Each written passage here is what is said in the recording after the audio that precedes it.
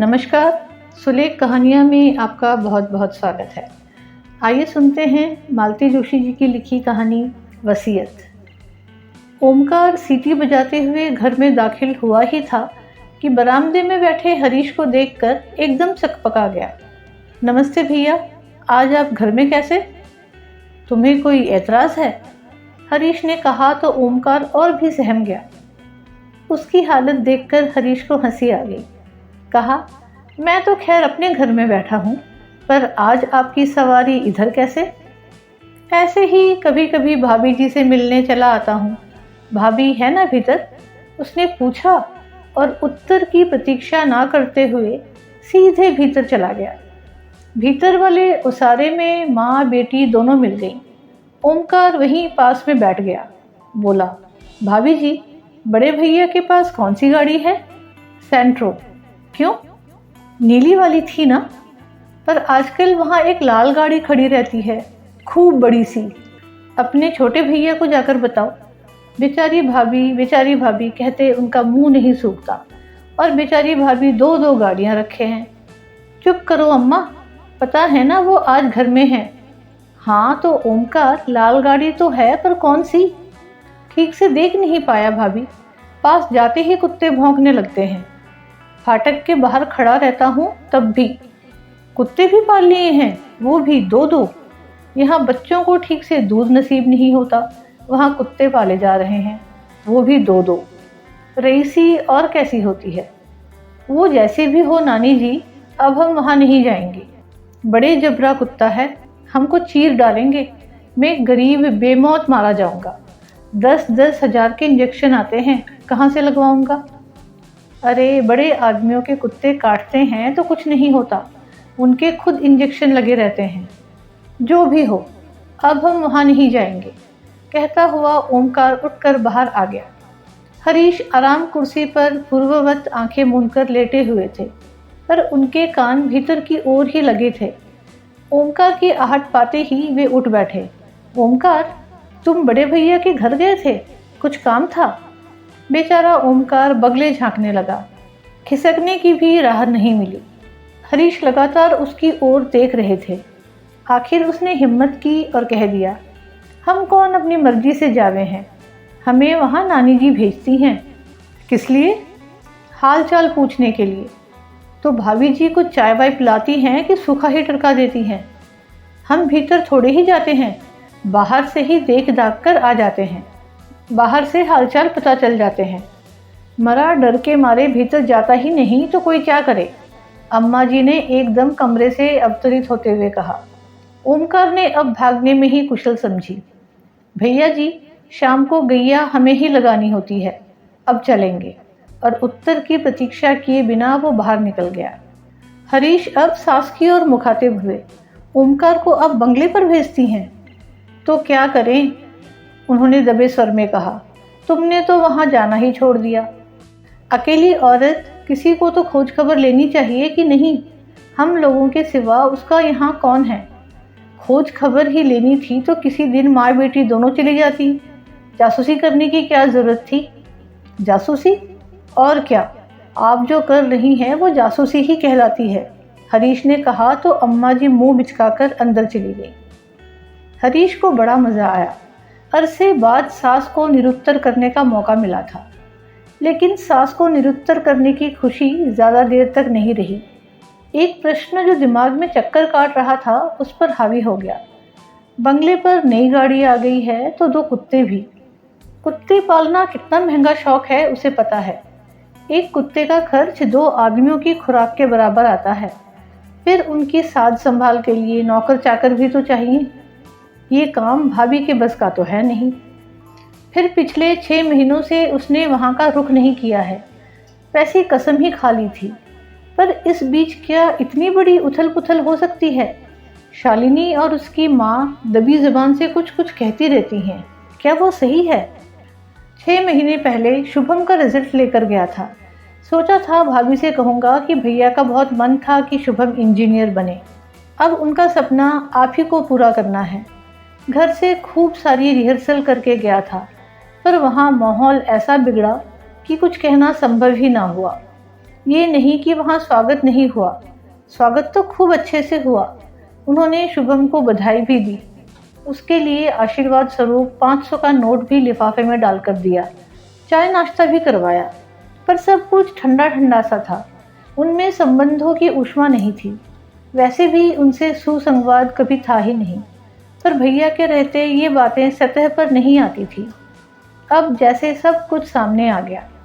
चाय के बाद वो शुभम को लेकर भैया के सपने की बात कहने ही जा रहा था कि भाभी ने कहा, चलो अच्छा हुआ, शुभम के रिजल्ट के बहाने ही सही तुम आए तो, नहीं तो 13वीं के बाद तो तुम यहाँ का रास्ता ही भूल गए थे। जानते तो थे कि इस घर का एकमात्र कमाऊ सदस्य अब नहीं रहा, फिर एक आध बार आकर देखना तो था कि भाभी कैसी है, किस हाल में है। हरीश का सर शर्म से झुक गया। वो अपनी सफाई में कुछ कहना ही चाहता था कि भाभी बोली, तुम्हें शायद डर लगा होगा कि भाभी कुछ मांग ना ले, ठीक है ना? मैं तुमसे क्या मांगती हरीश, जिसने पिता समान भाई की अंत्येष्टि के लिए भी दूसरों के सामने हाथ फैलाया था, उससे मैं क्या मांगती और मुझे वो क्या दे देता? सॉरी भाभी, पर उस समय हाथ सचमुच बहुत तंग था, उसने घुटी सी आवाज़ में कहा। हाथ तो तंग होना ही था, तुम्हारी एटीएम मशीन जो बीमार पड़ी थी। अब तक तो तुम्हारी हर समस्या वे ही सुलझाते आ रहे थे, बच्चों की फीस हो या साल भर का अनाज हो, सर्दियों के कपड़े हों या छुट्टियों की प्लानिंग हो, सब कुछ वे ही तो करते थे। उन्हीं बातों को याद करके तुम अपने भाई के लिए लकड़ी ही खरीद लेते तो मुझे अच्छा लगता। दोस्तों से उधारी की बात तुमने मुझसे बाद में कही, इससे अच्छा तो मुझसे ही मांग लेते।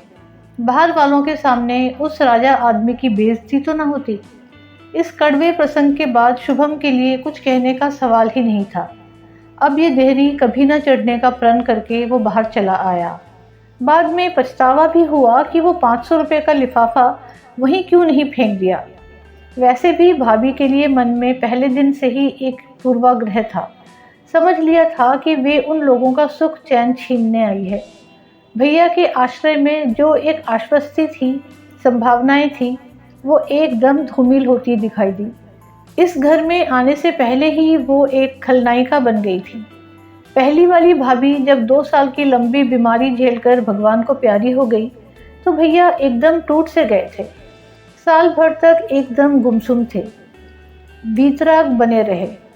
फिर इस अवसाद से उबरने के लिए उन्होंने अपने आप को काम में झोंक दिया, दुगने जोश से। साल भर में ही घर की काया पलट हो गई, हर तरफ जैसे सोना बरसने लगा। हरीश ने ठाठ से अपनी पढ़ाई पूरी की, धूमधाम से उसकी शादी हुई, माँ का मरण त्योहार भी शान से मनाया गया। बच्चों के जन्मोत्सव पड़ोसियों की ईर्ष्या का कारण बने। फिर सुना कि भैया शहर के बाहर एक बंगला खरीद रहे हैं, तो घर भर में एक खुशी की लहर दौड़ गई। सब लोग बंगले में रहने के सपने देखने लगे। पुश्तैनी घर बड़ा था, पर था तो पुराना ही। उसकी मरम्मत पर, सजावट पर काफ़ी कुछ खर्च किया जाता रहा, पर वो अपना पुरानापन नहीं छोड़ पाया था। गृह प्रवेश की तैयारियां चल ही रही थी कि भैया ने एक बार सबको चौंका दिया। बताया कि वे एक नई पत्नी के साथ गृह प्रवेश करेंगे। पुश्तैनी मकान उन्होंने अत्यंत उदार अंतकरण से हरीश के नाम कर दिया, पर उनकी इस दरिया दिली से ना हरीश खुश हुआ ना उसका परिवार, क्योंकि इस दान पत्र का साफ अर्थ ये था कि उन लोगों को पुराने घर में ही रहना है। सारे सपने धराशायी हो गए थे। आने वाली के प्रति मन कड़वाहट से भर गया था, क्योंकि उन्होंने सबका हक छीनने का जघन्य अपराध किया था। शाम को घूमने जाने के बहाने वो घर से निकल गया और सीधे बंगले पर पहुंचा। उसने गेट के पास स्कूटर रोकी ही थी कि कुत्तों ने सम्मिलित स्वर में भौंकना शुरू कर दिया। अंधेरे में कुछ नजर नहीं आ रहा था, पर वे शायद बरामदे की जाली में बंद थे। भीतर जाना कितना निरापद है, इस पर विचार ही कर रहा था कि एक बलिष्ठ हाथ उसकी गर्दन पर पड़ा। उतनी ठंड में भी उसके पसीने छूट गए। मुड़कर देखा, हाथों का मालिक भी उतना ही बलिष्ठ था और उसे आग्नेय नेत्रों से घूर रहा था। हेलो मिस्टर, दूसरों के घर में ताक झांक करते शर्म नहीं आती? ये दूसरों का घर नहीं है, मेरे भाई का घर है, उसने हिम्मत बटोरते हुए कहा। कौन भाई? उसने भैया का नाम बताया। वे तो अब नहीं हैं। पर भाभी तो हैं, मैं उनसे ही मिलने आया हूँ। भाभी भी अब यहाँ नहीं रहती। ये बंगला अब मैंने खरीद लिया है। क्या बात करते हैं? दिन में आना, पेपर्स दिखा दूंगा, उन्होंने दबंग आवाज़ में कहा। लुटा पिटा सा अपनी जान छुड़ाकर हरीश वहाँ से चला आया। बाद में ध्यान आया कि भाभी के बारे में तो पूछा ही नहीं कि वे कहाँ गईं, पर अचानक पकड़े जाने के कारण उसकी सिट्टी पिट्टी गुम हो गई थी। उसे कुछ होश ही न रहा। रात भर उसे नींद नहीं आई। शालिनी से बात करना चाहता था पर हिम्मत नहीं पड़ी। जानता था अम्मा जी हमेशा कान लगाए रहती हैं। सासू माँ की निरंतर उपस्थिति उसे पहली बार खली। इकलौती कन्या से शादी करते समय केवल प्रॉपर्टी का ध्यान था। ये नहीं पता था कि दहेज में अम्मा जी भी साथ चली आएंगी। आई हैं तो चुपचाप बनी रहें, पर नहीं, हर घड़ी अपनी उपस्थिति दर्ज कराती रहेंगी। भैया तो पीठ पीछे उन्हें ललिता पवार ही कहते थे। शायद उनके आने के कारण ही दूसरी शादी के बाद उन्होंने अलग घर बनाने की सोची हो। बड़े भैया की इस शादी पर सबसे ज़्यादा वक्र दृष्टि अम्मा जी की ही थी। शादी के बाद भाभी के यहाँ 2 बार उम्मीद जगी थी, पर हर बार खुशियाँ आधे रास्ते से लौट गई थी और शालिनी ने इसका श्रेय अपनी माँ को दिया था। तब से हरीश को उनसे डर सा लगने लगा था। क्या भाभी इस राज को जानती हैं? क्योंकि उसके बाद से ही उनके व्यवहार में एक ठंडापन सा आ गया था। शादी के इन 15 सालों में वे मन से किसी से जुड़ ही नहीं पाई थी। उन्हें घमंडी करार दे दिया गया था, पर दूसरा पक्ष भी तो कम दोषी नहीं था। उसने इस खाई को पाटने की कभी कोशिश ही नहीं की। दूसरे दिन सुबह सुबह वह मुंशी बाल मुकुंद जी के घर पहुंच गया। देर होने से उनके काम पर निकल जाने का डर था। भैया के बाद कई वकीलों ने उन्हें हाथों हाथ ले लिया होगा। ऐसे कर्मठ और कुशल लोग आजकल मिलते कहाँ हैं। भैया का कोई काम या संदेश लेकर इस घर में कई बार आया है। हर बार उसका ललक से स्वागत हुआ है, पर इस बार मुंशी जी का व्यवहार बड़ा रूखा लगा। दरवाज़ा उन्होंने ही खोला था। वहीं खड़े खड़े पूछ लिया, बोलो। बोलिए भी नहीं कहा। एक क्षण को वो अप्रतिभ हुआ, पर उसने दूसरे ही क्षण हठ धर्मिता के साथ कहा, आपसे कुछ बात करनी थी, भीतर आ सकता हूँ? अब मजबूरन मुंशी जी को रास्ता छोड़ना पड़ा। हरीश भीतर आकर बैठ गया। बैठक का कमरा उसे बदला बदला सा लगा, बदला बदला सा और परिचित सा भी। हाँ बोलो, मुंशी जी ने उसे चेताया। वो व्यवस्थित हुआ और बोला, मैंने सुना है भाभी ने बंगला बेच दिया है। हाँ, ठीक सुना है। 15 दिन पहले ही डील हुई है। हमें हवा तक नहीं लगने दी। मुंशी जी चुप बने रहे। हमारी रजामंदी की ज़रूरत भी नहीं समझी गई। ये कोई पुश्तैनी प्रॉपर्टी तो थी नहीं कि सबकी रजामंदी की ज़रूरत होती। वकील साहब की पर्सनल प्रॉपर्टी थी। वे उसे बेचते चाहे दान में दे देते। उन्होंने बंगला पत्नी के नाम कर दिया था। वे ही लीगल या नेचुरल वारिस भी थी। उन्होंने बंगला बेच दिया, बस। और सामान का क्या किया? बेच दिया। वैसे भी इतना सारा सामान कहाँ ले जाती, कहाँ रखती, इसलिए ज़रूरत भर का रखकर सब बेच दिया। अच्छा सामान था, हाथों हाथ बिक गया। किसने लिया? दोस्तों ने, पड़ोसियों ने, परिचितों ने। जैसे हमने ये सोफ़ा सेट ले लिया था, 2 पलंग और एक अलमारी भी ली थी। तभी हरीश को यहाँ कुछ पहचाना पहचाना सा लग रहा था। हमसे भी तो पूछ सकते थे, उसने तड़प कर कहा। तुमसे पैसे तो नहीं मांग सकती थी ना, इसलिए नहीं पूछा। इसलिए तुमने नहीं पूछा? उन्हें पैसों की ज़रूरत थी, तभी तो घर बेचना पड़ा। इतना बड़ा घर मेंटेन करना मजाक थोड़े ही है। और तुम तो जानते हो तुम्हारे भाई कैसे शाह खर्च थे। बचत के नाम पर शून्य ही था। आखिर बची हुई ज़िंदगी वो गुजारती कैसे? बरसी तक तो रुक ही सकती थी, ऐसी भी क्या जल्दी थी? जल्दी सामने वाली पार्टी को थी। उनके ज्योतिषी ने मुहूर्त निकाल दिया था। फिर जब जाना ही था तो आज क्या और कल क्या। भाभी अब कहाँ है? अपने भाई के पास। कल आना, उनसे पूछकर ही पता बताऊंगा। मतलब कि ये आदमी भैया के जाने के बाद भी अपना ईमान बनाए हुए है। उस दिन भाभी उल्हाना देते हुए कह तो रही थी, तुमसे तो वो मुंशी जी अच्छे हैं, अब कोई काम नहीं है, फिर भी 4-8 दिन में हालचाल पूछ जाते हैं। उसे आशा तो नहीं थी, पर मुंशी जी ने दूसरे ही दिन फ़ोन करके पता दे दिया था। नासिक के पास कोई जगह थी। ऑफिस के टूर का बहाना बनाकर वहाँ चल पड़ा था। घर पर बताने की हिम्मत नहीं हुई। सच बात जानते ही एक विस्फोट सा हो जाता। जो कुछ हुआ उसमें 100% उसका दोष बताया जाता, उसकी अकर्मण्यता को कोसा जाता। मुंशी जी ने पता ठीक ठाक दिया था, ढूंढने में ज़्यादा परेशानी नहीं हुई। शहर से बाहर एक कंपाउंड में 2 हाउसेस की लंबी कतार थी। गेट पर नाम लिखा था, विश्रांति। नंबर उसके पास था ही, इसलिए घर भी तुरंत मिल गया। 1 रूम किचन का वो छोटा सा घर था। इतने बड़े बंगले में सालों रहने के बाद भाभी यहाँ कैसे गुजारा करती होंगी, उसने सोचा। भाभी ने बड़ी ही निर्मल निश्चल हंसी के साथ उसका स्वागत किया था। सारे ताने उल्हाने उस हंसी में तिरोहित हो गए। इतना ही कहा, इतनी सी जगह में आप गुजारा कैसे कर लेती हो? वे पूर्ववत हंसकर बोली, हरीश, आदमी को बस इतनी सी जगह ही दरकार होती है। हम बेवजह फैलारा कर लेते हैं, ज़रूरत से ज़्यादा सामान इकट्ठा कर लेते हैं, फिर अपने से ज़्यादा उस कबाड़ की साज संभाल में जुट जाते हैं। भाभी की तो भाषा ही बदल गई थी, फिर भी उसने अपने मन का कांटा निकाल ही लिया। आपने घर बेच दिया, कम से कम भैया की बरसी तो उस घर में होने दी होती। मरने के बाद क्या फ़र्क पड़ता है कि बरसी कहाँ हो रही है?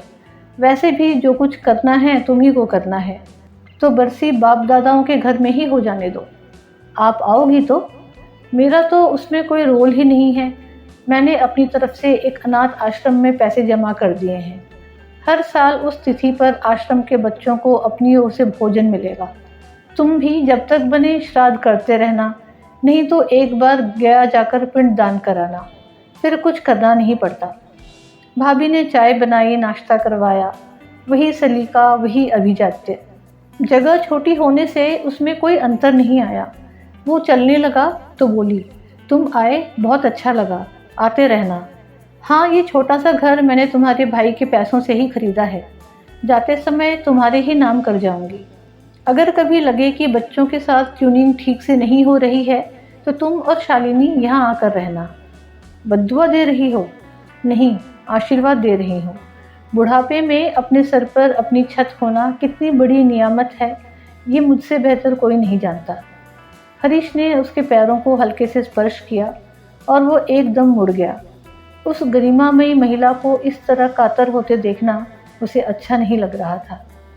उम्मीद है आपको ये कहानी पसंद आई है तो वीडियो को लाइक और शेयर अवश्य करें, और ऐसी ही कहानियाँ सुनने के लिए चैनल को सब्सक्राइब करना बिल्कुल ना भूलें।